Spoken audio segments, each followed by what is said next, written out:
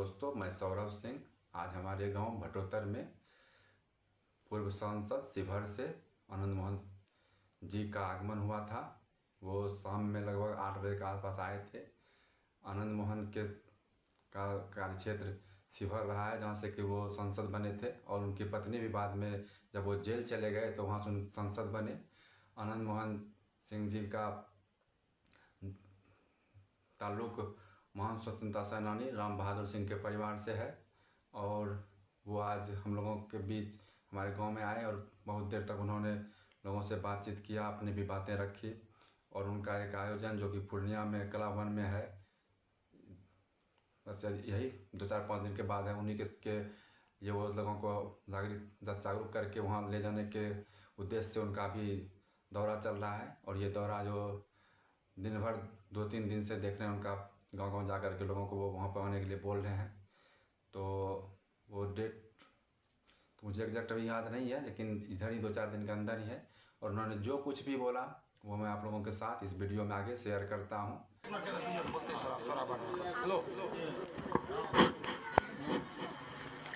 आपके बीच जो सदस्य बैठे हुए हैं, वह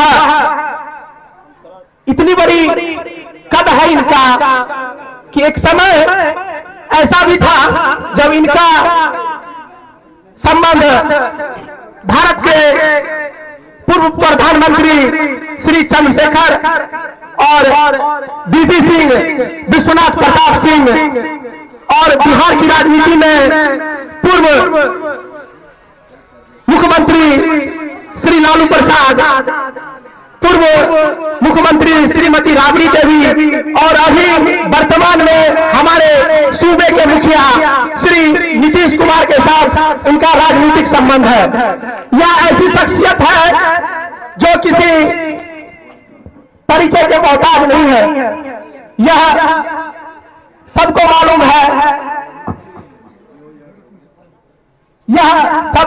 है, कि यह एक प्रयास कर रहा है कि राजनीति अच्छी हो, सही हो और सुदृढ़ हो। इसके लिए हम इनको बहुत बहुत धन्यवाद। और हम चूंकि उनके पास समय कम है, इसीलिए अब हम इनको दो शब्द के साथ हमारे माननीय सदस्य जय भवानी।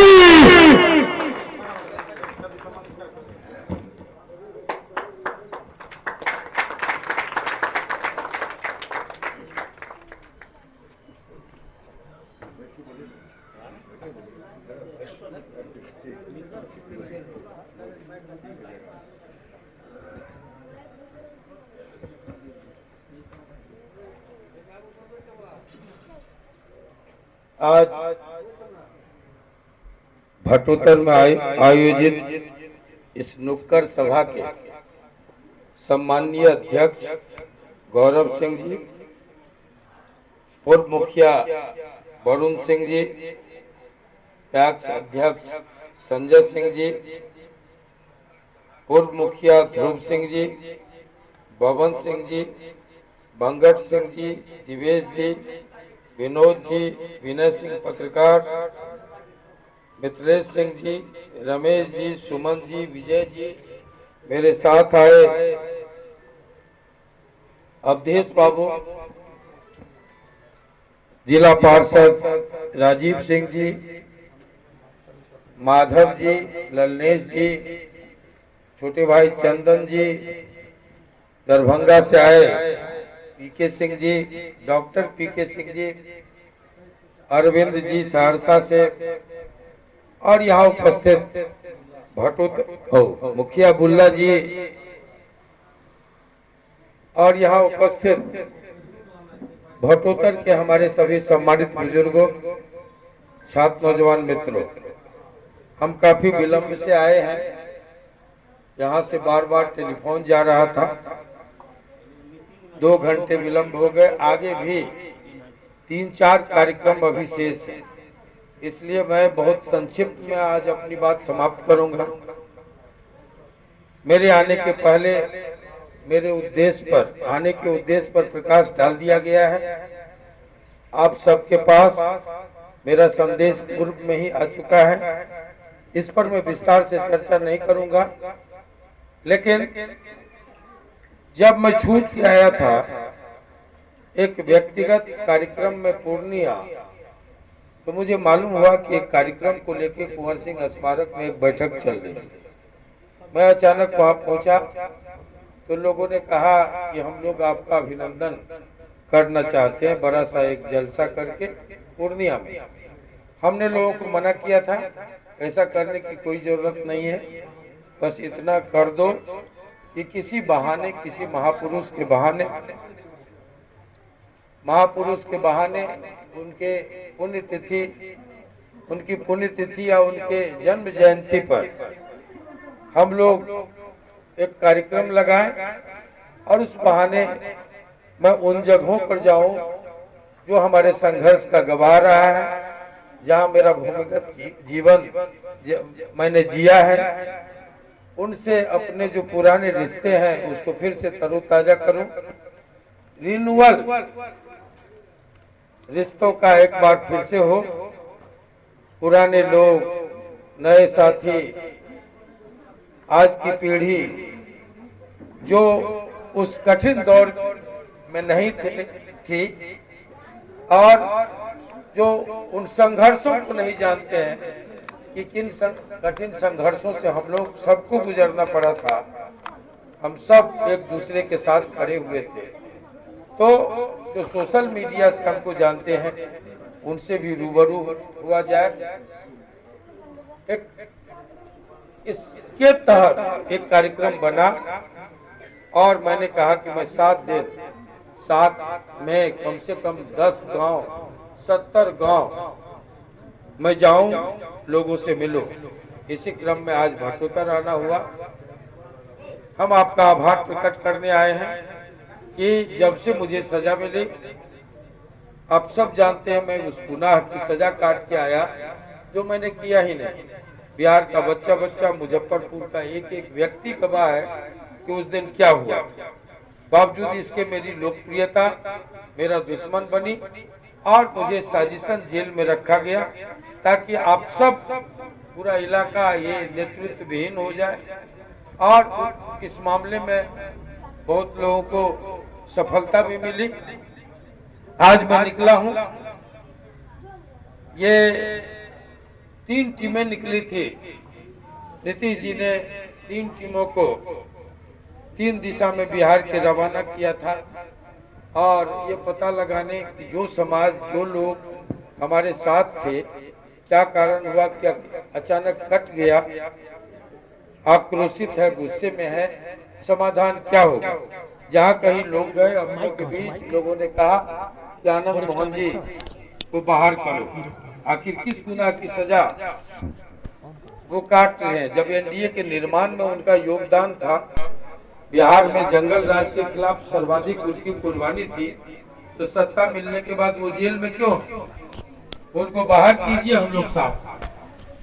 मैं आपके इस मन से आभार भी प्रकट करूंगा, नीतीश जी का भी, वर्तमान माननीय मुख्यमंत्री जी का भी, आपकी आवाज पर उन्होंने मुझे बाहर निकालने में जो भी प्रयास हुआ वो किया और आज मैं आपके बीच खड़ा हूं। साथियों मित्रों, लेकिन सबसे बड़ा अगर रोल किसी की कोई भूमिका है वो आपकी है, क्योंकि आप सब जानते हैं कि जरा सा आदमी एमएलए एमपी है और हार गया तो उसकी औकात घट जाती है। कोई मंत्री है और मंत्री से हट गया, उसकी हैसियत खत्म हो जाती है। यहाँ तक कि जो बड़ी पार्टियां, उसके आला कमान की नजर अगर गिर जाए तो आदमी औकात में आ जाता है। लेकिन 99 में मैं एमपी था, उसके बाद से मैं हारा, चुनाव लड़ा, इसके 28 साल हो गए और 16 साल में जेल में। बावजूद इसके आपके स्नेह में, आपके प्यार में, आपके समर्थन में, आपके आशीर्वाद में, आपके सहकार में कोई कमी नहीं आई। और लगातार नेल्सन मंडेला के बाद सबसे रिहाई की सबसे बड़ी लड़ाई बिहार में हुई कि 3 अक्टूबर 2007 से मेरी रिहाई तक अहरनेस लगातार सिलसिलेवार लोग अनशन, प्रदर्शन, धरना, मसाल जुलूस, ट्विटर ट्रेंड, ये सोशल मीडिया, इलेक्ट्रॉनिक मीडिया, उपवास, मंदिरों में प्रार्थनाएं, गिरजों में, मस्जिदों में, ये गुरुद्वारों में लगातार ये प्रयत्न चलता रहा। आपकी आवाज उठती रही। आनंद मोहन निर्दोष है। ये पत्र चाहे माननीय मुख्यमंत्री को, प्रधानमंत्री को, राज्यपाल और राष्ट्रपति को आप लगातार लिखते रहे और यही कारण है कि 16 वर्षों बाद भी आनंद मोहन मरा नहीं, लोगों के जीवन में जिंदा रहा।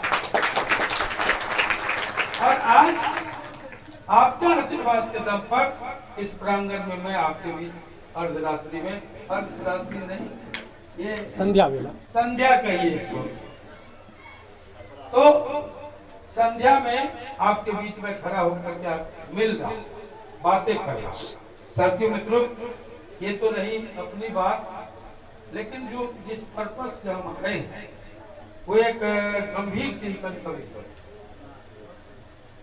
मैं लगातार कहता रहा हूं कि जहां कहीं अन्याय हुआ, अनाचार हुआ, शोषण हुआ, दोहन हुआ, सीमाओं पर चुनौती आई, धर्म संकट में पड़ा, हर मुसीबत में, हर संकट में हम सामने आए, हमारी छाती सामने रही।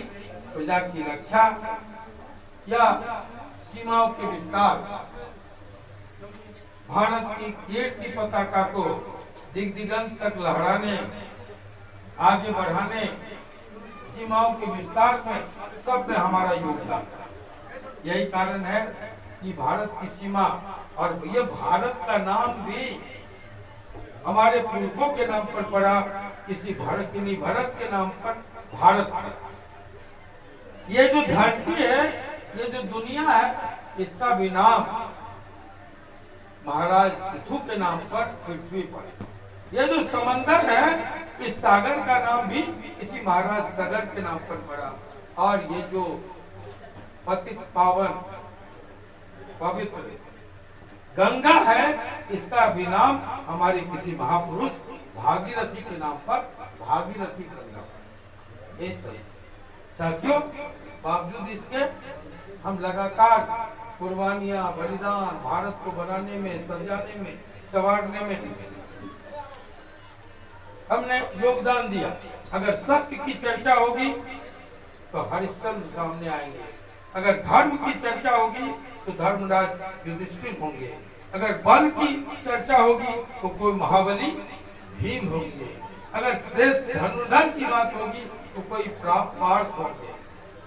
साथियों, और इसी तरह अगर पराक्रम की चर्चा होगी तो कोई प्रताप होंगे, कूटनीति की चर्चा होगी कोई शिवा होंगे। जीवन के हर क्षेत्र में संस्कार से लेकर सभ्यता के विस्तार तक हम लगातार देश के लिए करते रहे, गुजरते रहे, कर गुजरते रहे। ये हमारा इतिहास है। लेकिन आज पता नहीं किन बातों की हमें सजा दी जा रही है।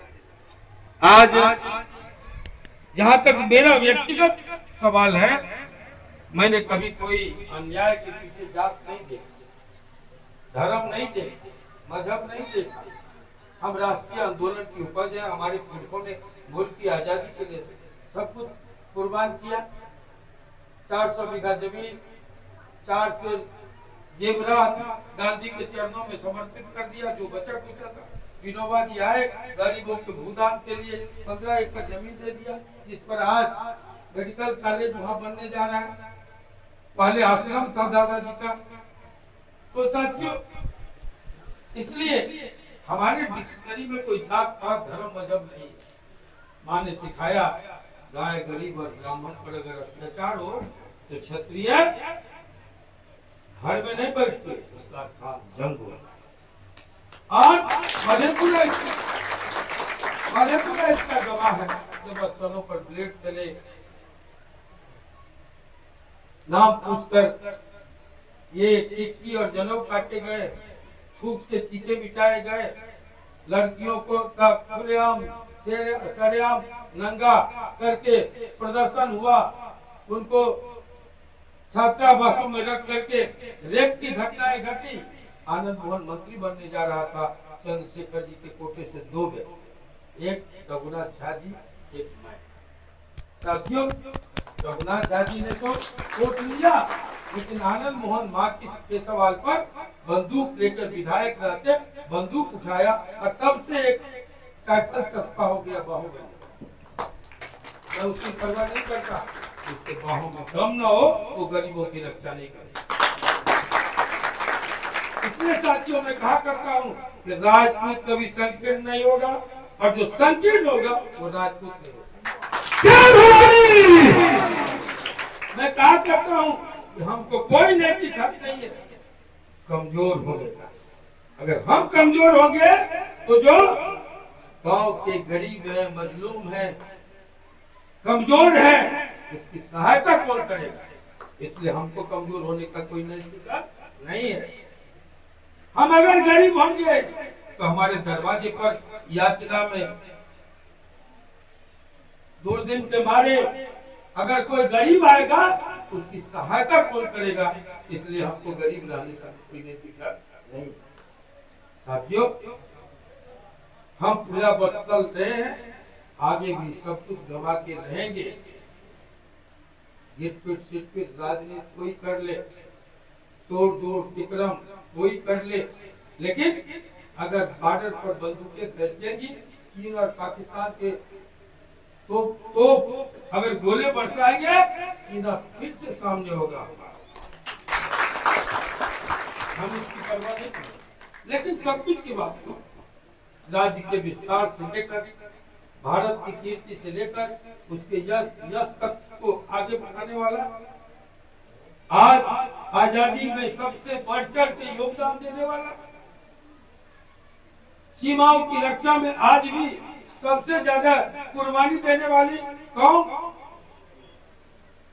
आजादी के बाद मुकम्मल भारत बनाने के लिए 567 रियासतों का बलिदान देने वाला बाली कौन? आज गाली का पात्र बन गया। जिसको देखिए सिनेमाओं में एक विलेन खड़ा करेगा, मूंछ, तलवार, घोड़ा, सामान, गालियां, और उसके बाद सिर्फ ये पद्मिनी रानी पद्मिनी जैसी पूज्य आदर्श जिनकी शिक्षा अगर भावी नस्लों को दी जाए, करप्शन रुक जाए, लड़कियां संस्कारवान हो जाए, लेकिन आज उनको नाचने वाली के तौर पर फिल्मों में नचाया जाए। इतना ही नहीं, कोई आता है ठाकुर का कुआं लेकर संसद में गाली बकती। मैंने कहा कि जब तुम्हारी अस्तित्व की लड़ाई के लिए आनंद मोहन बंदूक उठा के लड़ रहा था, मैं जानता हूँ जंगल राज के प्रवक्ता तुम हाफ पेंट पहन के सहरसा की गलियों में रच्चक रहता है।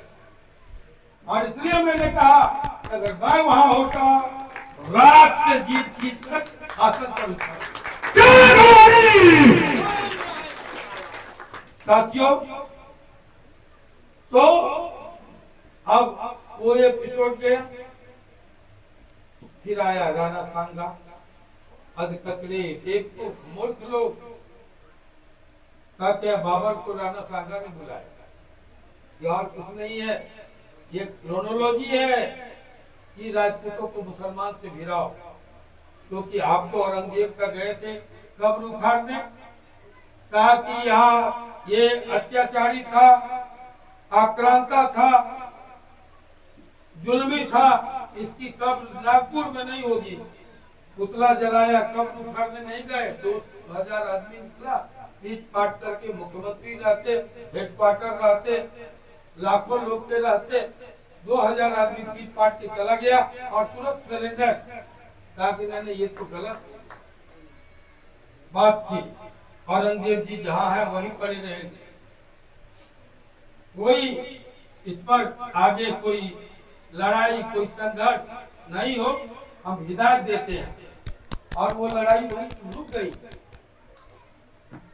अगर नागपुर में किसी की प्रतिमा तोड़ी जाएगी तो वहाँ शिवाजी महाराज है सर्वाधिक, वहाँ तात्या टोपे जी की प्रतिमा है, वहाँ प्रतिमा है आपको नाना फडणवीस की, देवेंद्र फडणवीस उसी परिवार से, इन सब की प्रतिमा है, उसको छुआ तक नहीं गया। जिस मार्केट में दंगे हुए उसके मुहाने पर सबसे बड़ी प्रतिमा शिवाजी की है, लेकिन 2 किलोमीटर दूर एक गली के चौराहे पर, साधारण से चौराहे पर 4 फीट की छोटी सी प्रतिमा प्रताप की जाके छोड़ा है। और वहां लड़ाई स्टॉप, लड़ाई हो गई शुरू, वहां से दिल्ली, दिल्ली के बाद संसद, संसद में दलित के मुंह से निकाला गया, डाला गया, डालो राणा सांगा का लड़ाई होगा, बाबर और राणा सांगा का, यानी हिंदू और मुसलमान का लड़ाई होगी, दलित और ठाकुरों की। ये इस एपिसोड पर ये डाइवर्ट करना, ये चालाकी है। इस क्रोनोलॉजी को समझने की जरूरत है आपको, हम सबको। और सीधे हम किसी से लड़ने का हमको कोई हक नहीं। हम कैसे मुसलमानों से लड़े? देश की आजादी में उनका भी योगदान है। हम कैसे लड़ेंगे? जो हकीम खान सूर बनकर महाराणा प्रताप का सेनापतित्व किया, उस लड़ाई का हम कैसे लड़ेंगे? साथियों, कैप्टन हमीद बनकर पाकिस्तानी टैंक को, अमेरिकी टैंक को, पेटेंट टैंक को तोड़ने का काम किया। जो बहादुर शाह जफर कल 1857 के गदर में जिसके नायक बाबू वीर कुंवर सिंह है, उसके हीरो थे, उसके नेता थे, हम उनसे कैसे लड़े? इसलिए साथियों, लेकिन लड़ाने की साजिशें हो रही, आपको इस बात को समझना होगा। हम कैसे लड़ेंगे दलितों से? हम कैसे लड़ेंगे पिछड़ों से? जब हल्दी घाटी की हार के बाद सारे लोग चले गए, यही दलित, यही पिछड़ा, यही आदिवासी, ये सब मिलकर महाराणा प्रताप को साथ दिया था। जंगलों की घास खाने की, घास की रोटी साथ खा रहे थे। असीम कुर्बानियों के बाद मेवाड़ की आजादी में इन दलितों पिछड़ों का हमारा साथ था। हम कैसे इनसे लड़ेंगे? राम जब गए थे तब चतुरंगी सेना दशरथ की लेके रावण से लड़ने नहीं गए थे। तब वहां जो कोल, भील, वनवासी, आदिवासी था, उन्हीं का, जिन पर अत्याचार हुआ था, रावण के एजेंटों का, मारीच का, खड़ का, दूषण का, तारका का, उनके भाव को सहलाकर, उसके स्वाभिमान को जगाकर, उनका साथ लेकर, अनट्रेंड वो फौज के दम पर राम ने रावण से पर जीत दर्ज की। हम नहीं लड़ सकते। इनको कहा गया बानर, ये बानर नहीं थे, ये बन के नर थे। जंगलों में इनकी बड़ी पूछ थी, पीछे से पूछ लगा दिया। लेकिन साथियों, मित्रों, इन सब ने साथ दिया, इसलिए हमको नैतिक हक नहीं है इनसे लड़ने। हम ब्राह्मणों से कैसे लड़े? इसलिए इन्हीं में से कोई सांदीप नहीं आया, कृष्ण बना गया। इन्हीं में से कोई वशिष्ठ आया, विश्वामित्र आया, और हमें मर्यादा पुरुषोत्तम राम। इन्हीं में से कोई आया, गुरु कृपाचार्य, द्रोणाचार्य, वही धर्मराज बन गया युधिष्ठिर, कोई बलशाली भीम बना गया। हम ही में से किसी को सर्वश्रेष्ठ धनुर्धर पार्थ बना गया, इसलिए हम उनसे भी नहीं लड़ सकते। हम सिखों से नहीं लड़ सकते, इसलिए 10 का 10 धर्मगुरु उसके क्षत्रिय थे। हम उनसे कैसे लड़े जो हमारा शिष्य रहा? हम जैनियों से कैसे लड़े? उसका 24 का 24 तीर्थंकर क्षत्रिय थे। एक दो नहीं, सभी के सभी। हमको किसी से लड़ने का कोई हक नहीं है, उनकी रक्षा करने का हक है, उनको साथ देने का हक है, और जुल्म और अन्याय में उनका साथ देने का हमारा नैतिक अधिकार है।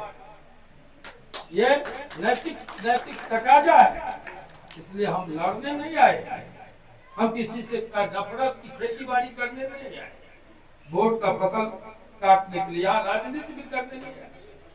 तब भी संकट के दिनों में हम यहाँ खड़े हुए थे, यहाँ के चप्पे चप्पे पर पूर्णिया के, और आप सबका साथ मिला था, हम साथ मिलकर लड़ाई लड़े थे। आज भी हम कहने आए हैं, हर मुसीबत में जहां आप पुकारेंगे, आपका सिपाही वर्ग का भेद किए, जात का भेद किए, धर्म का भेद किए, आपके साथ खड़े हैं। साथियों, लेकिन आज सवाल है कि सिर्फ हमारे हिस्से जो गालियां मिली है, 77 वर्ष की आजादी में हमने कहा मुकम्मल भारत बनाने में हमारा योगदान रहा। कोई 5 कट्ठा जमीन, 5 बीघा जमीन नहीं छोड़ सकता। हम 567 रियासतें दान। तो ऐसे में आज हम गाली के नहीं, जहां हमारा अभिनंदन होना चाहिए, जहां हमारा स्वागत होना चाहिए, आज हमें गालियां दी जाए। इसलिए साथियों, ये वक्त का तकाजा है। हम आंख मिलाकर कहेंगे माननीय स्पीकर को, ये गालियां कोई रामजीलाल सुमन नहीं दे रहे, ये गालियां यहाँ के कोई संरक्षक सांसद हमको नहीं देते हैं। कहते हैं जमींदार, जमीनें कैसे आई? अरे हमने तो बता दिया, जमीनें हमने जीती है, जावा में, सुमात्रा में, बाली में, समंदर के टापुओं को जीता है, सरहदें जीती है, तब जमीनें हमको मिली है। आप तो स्वयं कहते हैं कम जमींदार है, 9000 बीघा के मालिक हैं। हमारे दादाजी जाते थे, अपने ही खेत से भागलपुर चले जाते थे, जब जो जिला हेडक्वार्टर हुआ करता था। मैं तो नहीं करता। अपना अनुभव मत बांटिए कि आपने जमीन कैसे हासिल। हमने पुरुषार्थ से जमीन नहीं, आज धरती जीती है। लेकिन साथियों, आज जिसको संरक्षक भाषा में हमको गालियां दी जाती है, ये उनकी औकात नहीं है गाली देने की। मैं बड़ी मुखरता से कहना चाहता हूं कि आज ऐसे में जब एक शीर्ष नेता की आलोचना होती है, उसकी मेमोरी निलंबित हो जाती है, तब जो सभी आज के शीर्ष नेताओं को इकट्ठा कर दीजिए, उनके व्यक्तित्व को, कृतित्व को, यश को सब इकट्ठा कर दीजिए, तब भी राणा सांगा के चरण धूलि के बराबर भी नहीं होगा। उनको गालियां पड़ती है, आलोचना गाली नहीं, आलोचना होती है। आलोचना मतभेद लोकतंत्र की आत्मा है। पक्ष और विपक्ष दो पहिया है जिस पर भारत का लोकतंत्र चलता है। लेकिन आज इतनी हम लोगों को इतना पेशेंस नहीं है आलोचना सुनने का। कब उनकी मेमोरी निलंबित हो जाती है, तो राणा सांगा को गाली देने वाले का मेमोरी बर्खास्त हो जाती है, उसको जेल में डालना चाहिए। ये सख्त कानून अगर नहीं बना तो मानेंगे कि संसद में बैठे स्पीकर साहब का इसमें साथ, उपराष्ट्रपति महोदय ऐसा करवा दे। दूसरे की औकात नहीं है, क्योंकि हमारा संविधान कहता है कि मनसा वाचा कर्मणा, हम किसी को अपने आचरण से ठेस पहुंचाने की इजाजत संविधान की, उस पर कार्रवाई का प्रावधान है। तब ऐसी कार्रवाई क्यों नहीं हो रही है? ये चुप्पी और झगड़े हम लड़ने जाए, जब कहीं धर्म की बात होगी तो कहा जाएगा क्षत्रिय तो धर्म रक्षक। आज धर्म खतरे में है, इसलिए आप सामने आओ। हम में से लोग निकलते हैं, चले जाते हैं लड़ने, भूल जाते हैं कि पद्मावती के नाम पर हम अकेले क्यों पड़े, ये सिर्फ हमारी लड़ाई क्यों, तब बाकी के समय हम चुप क्यों लगे। ये सोचने की बात है, सोचने की बात है। रांगा सांगा के अपमान के सवाल पर सिर्फ हम ही क्यों तिल मिला रहे हैं, और लोग क्यों चुप जाते हैं, क्यों चुप लगा जाते हैं, यह समझने की जरूरत है। और अगर कोई नहीं समझा तो मैं कहने आया हूं कि हम अपने हक की लड़ाई अकेले लड़ने में सक्षम हैं। ये बताना होगा। नाक के ऊपर पानी बह गया, अब बर्दाश्त की सीमाएं पार हो रही। इसलिए आप सबको कहने आया हूं, दिनकर की पंक्तियों में छीनता हो सत्य कोई और तुम, त्याग तब से काम लो या पाप है, पुण्य है विच्छिन्न कर देना उसे, बढ़ रही तेरी तरफ जो बात निकलना होगा। और यही न्योता देने 23 अप्रैल के लिए मैं आपके पास ठीक कह रहे थे। हम मिथिलांचल के लोग हैं और यहाँ न्योता 2 तरह का होता है, घर जाना और सब जाना। सब जाना का मतलब, घर जाना का मतलब घर के पीछे, सब जाना का मतलब सारे लोग, सब परिवार, चूल्हा निवार, चूल्ही चौका बंद करके एक एक आदमी अपनी अपनी गाड़ियों में अपने घर में पूरी सब्जी बना के आज से तैयारी कर लीजिए। अपने पेट्रोल, अपनी गाड़ी में डीजल हो, पेट्रोल हो, मोटरसाइकिल में भरवा के झंडा, पत्र और बैनर हम देंगे, आकर के ले जाइए पूर्णिया से।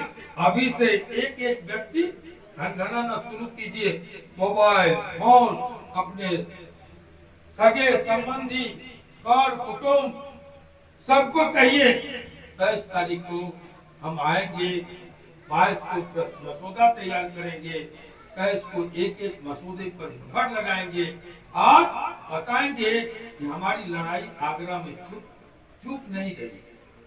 इसको सिलसिलेवार बड़ी धैर्य से, बड़ी परिपक्वता से, लोकतांत्रिक तरीके से हम आगे बढ़ाएंगे। और ये भी बताएंगे कि अगर इस पर गंभीर लोग नहीं हुए, हम किसी दल विशेष के बंधुआ मजदूर भी नहीं। हम अगर किसी को जिताने की ताकत रखते हैं तो हराने की काबिलियत भी रखते हैं, हराने का सामर्थ्य भी रखते हैं। इसलिए सावधान हो जाओ। ये सचेत हम भी होंगे, सचेत हम शासकों को भी आंख में आंख डाल के करना चाहिए साथियों। इसलिए ये आत्मसम्मान की लड़ाई है, ये स्वाभिमान की लड़ाई है। आज अगर चूक गए तो एक ऐतिहासिक काम इतिहास की वस्तु बनते रह जाएगा। धन्यवाद। आनंद मोहन जिंदाबाद, जिंदाबाद, जिंदाबाद, बहुत बहुत धन्यवाद। जिंदाबाद, जिंदाबाद, अमर रहे, अमर रहे, अमर रहे, अमर रहे। के समक्ष हमारे मुख्य अतिथि ने बहुत जोरदार शब्द से आप लोगों को सबजना निमंत्रण, चुलिया निवार निमंत्रण पड़ा। हम लोग तब समझेंगे जब दोनों हाथ उठा करके आपकी स्वीकृति मिलेगी कि बोलिए हर हर दो सवाल सिर्फ, हम सब न्यूज चैनल चलाते हैं, सिर्फ सर 2 सवाल बताइए। बैठ के कहीं करें, यहीं पे सर बैठिए, पंखा खोलो भाई। इसको सब पूछ सकते हैं। सर, आपकी जैसी शख्सियत हमने सुनी थी, जस्ट हूबहू हम वही देख रहे हैं। क्योंकि मेरी जन्म तो 1993 का है और जब आप फर्स्ट बार सांसद बने थे तो तब तो हम लोगों का कुछ अता पता तो था मगर कुछ याद नहीं है। मगर जो आपके विषय में पढ़े हैं उसके अनुरूप आपने 100% वही हम लोगों को पता चला जो आप इस मंच से मां श्यामा की धरती भटोतर से बोल रहे थे। क्योंकि सर हम न्यूज चैनल चलाते हैं तो उससे ही रिलेटेड 2-3 बस सवाल है, क्योंकि आपकी कार्यक्रम व्यस्त है इसी को देखते हुए। सर हम बस आपसे ये जानना चाहते हैं कि अभी जो वर्तमान में जो सूबे के मुख्यमंत्री हैं उनको लेके आपके विपक्ष या आपके जो पूर्व साथी रहे हैं वो बताते रहते हैं कि माननीय मुख्यमंत्री जी का मानसिक स्थिति खराब है, उस पर आपका क्या कहना है? और क्या बोलेंगे, फ्रस्ट्रेशन में यही सब बातें लोग बोलेंगे।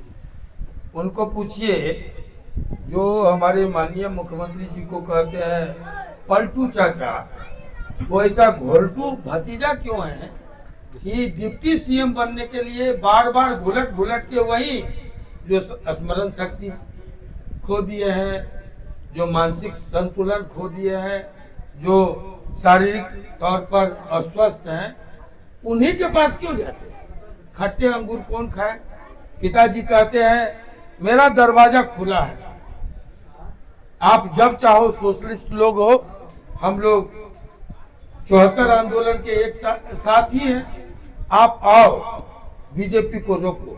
पिताजी कुछ और कहते हैं और पुत्र जी कुछ और कहते हैं। मैं यही कहूंगा कि वो फ्रस्ट्रेशन की भाषा बोल रहे हैं, इसके अलावा कुछ नहीं। सर एक चीज और, आपका जो एनडीए के साथ गठबंधन है उसको देखते हुए आगामी विधानसभा चुनाव में आप लोगों को कितने सीट आने की संभावना है?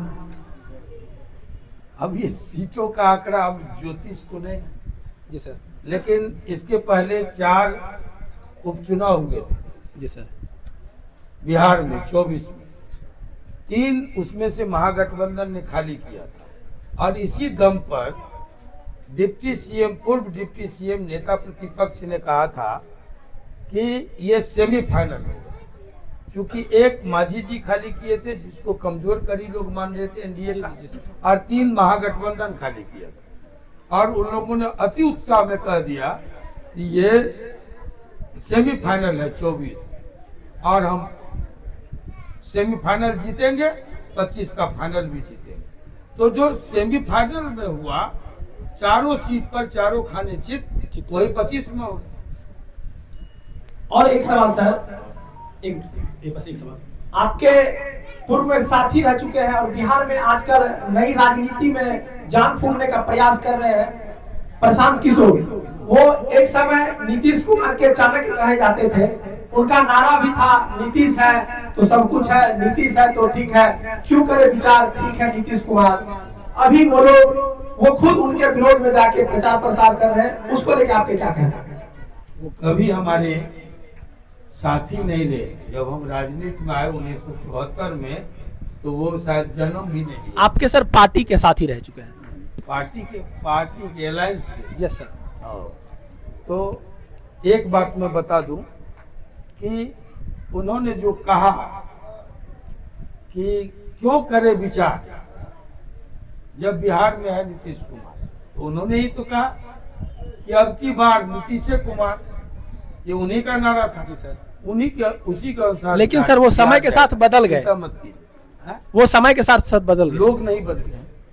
सर एक लास्ट, आपके जो साथ, और दूसरी बात बता दें कि जो लोग मुख्यमंत्री बनने के लिए बहुत बेचैन है, उनको कहिए कि बिहार में मुख्यमंत्री पद की कोई वैकेंसी नहीं है। आपके सर एक साथी रह चुके हैं,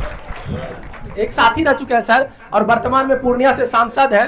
वो बोलते हैं कि हम उनके साथी रह चुके हैं, उनके लिए 2 शब्द, क्योंकि सर अभी आप बोले उनके लिए। वो भी मेरे साथी नहीं है, 12 साल छोटे हैं। चलिए बहुत बहुत धन्यवाद।